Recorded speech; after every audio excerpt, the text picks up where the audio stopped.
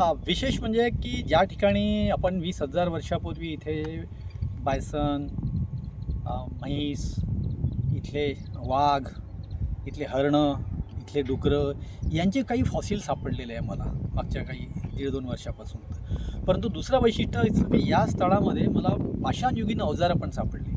आज आत्ता आपण हे जे पाहतोय आत्ता इथे सापडलेलं आहे. माझ्याकडे 10-20 पुन्हा आहेत, घरीच आहेत आणि अशाच ठिकाणी सापडलेली आहेत. याचं वैशिष्ट्य असं की त्याच काळामध्ये त्याच वेळेमध्ये पाषाण युगातील लोकं जे सुद्धा इथे राहायचे आणि हे राहून इथे त्या प्राण्यांना पण मारायचे आणि त्यांना पण खायचे, त्यांची शिकार करायचे. याचं हे एक उत्तम उदाहरण आहे की एकाच ठिकाणी पाषाण युगातली अवजारं पण आढळतं, याच ठिकाणी फॉसिल्स त्यांचे पण आढळतं. म्हणजे 20-25 हजार वर्षाचा हा काळ आहे की ज्यामध्ये आता हे पहा, हे इथे अतिशय जुनं आहे. ॲक्च्युली हे 150 कोटी वर्षाचं हा दगड आहे इथे आणि रूपांतरित खडक आहे आणि या खडकाला त्यांनी पहा इथे असं क्रॅक केलेलं आहे आणि याचं रूपांतर इथे अवजारामध्ये बनवलेलं आहे आणि याच अवजारापासून त्यांना प्राण्यांना मारायचं आणि त्यांना खायचं, म्हणजे शिकार करायची.